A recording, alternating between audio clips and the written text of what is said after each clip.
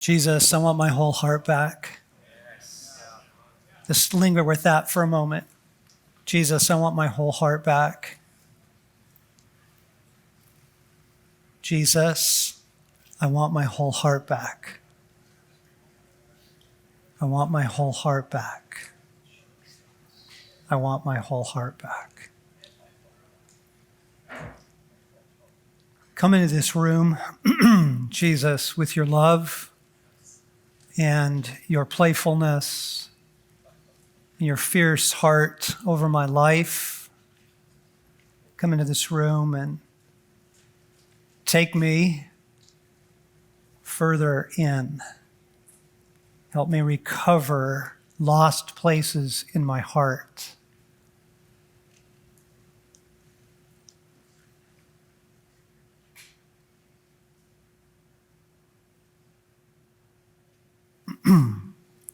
We reject fear and we reject pressure. Because there's even a kind of spiritual pressure that comes into as great an environment as this today. It's kind of a pressure to get your act together and, come on, catch up to these guys. That won't get you anywhere. That's just not helpful. So whatever form of pressure you feel to kind of get more spiritual or whatever, no to pressure, no to performance, no to fear. Jesus doesn't ask that of you. That's not how he befriends people. God put within us this wild, passionate heart, this nuclear powerhouse called the masculine soul, the masculine heart. He gave you his heart when he created you and breathed into you the breath of life. And then he set you in this wild world and in this unbelievable story, a love story for sure, but a love story set in a pretty wicked battle. And most men have been taken out. And it's just heartbreaking. It really is. This is a brutal world. And we lose heart somewhere along the road. We lose heart in our story. And then over the passages of our life, we lose places in us that are so vital to our thriving and to who we need to be in this hour on the earth. And that the crisis actually doesn't begin with us. It doesn't begin in our story. The crisis begins back in Adam's story because he is the father of us all. And we share things from him. There were things that were passed down through the family line. So he's made a warrior, he's made a lover, he's given this world full of adventure. And he faces his next great challenge. Eve is actually the one that's tempted. And there's a pretty wild passage in Timothy where Paul says that Adam was actually not deceived. Okay? Adam was eyes wide open. He actually didn't buy the lie.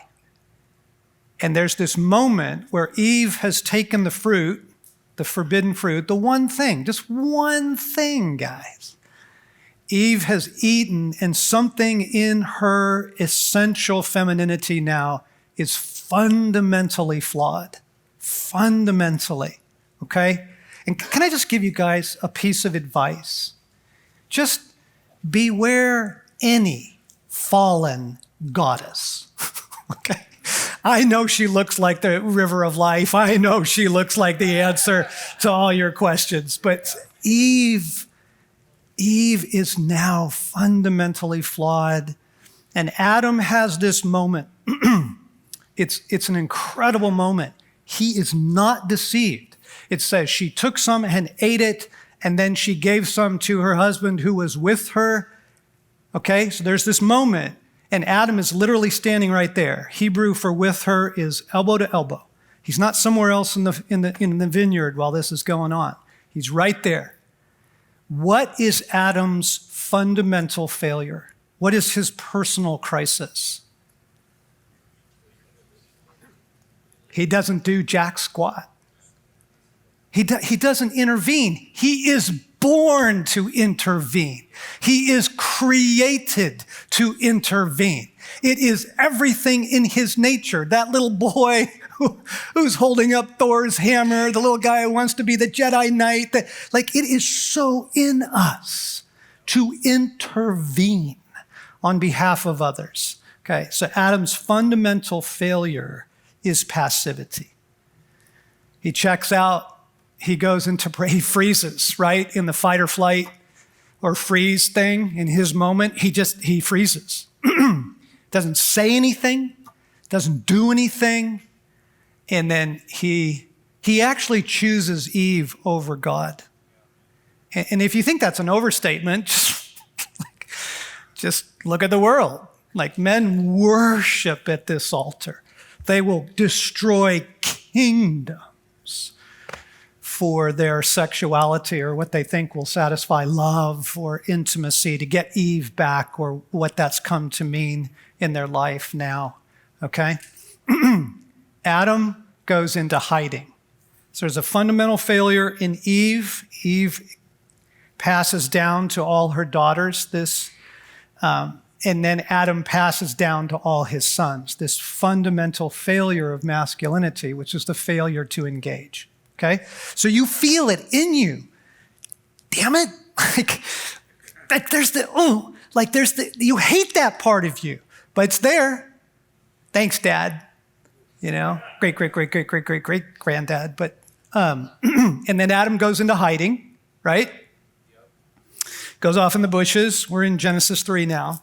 And this is one of the most beautiful moments of Scripture, of the heart of God. Yahweh, Papa, Father, comes looking for him, okay? Because they used to hang out together in the cool of the day. Hey, how'd it go? What'd you do today? Architecture? What? No way. You figured that out? That's so cool. Okay, so this is what's going on with his dad. And he goes off in the bushes. How does his dad handle it? It's extraordinary. He says, Adam, where are you? It's not, Adam, right? There's no shame, there's no blame, there's no anger, there's no violence. It's so intimate. He literally gets down on Adam's level. David, where are you? Nathan, where are you, son? Jackson, Sam, where are you? Right? He comes looking for his sons. Okay? Adam comes out of the bushes and he says the most essential verse for masculinity that you'll get. He says, I was afraid because I was naked, and so I hid. Wow. That's it, guys. Right there. If you want to understand every man in your life, your dad, your boss, your friends, yourself, it's that. I was afraid because I was naked, and so I hid.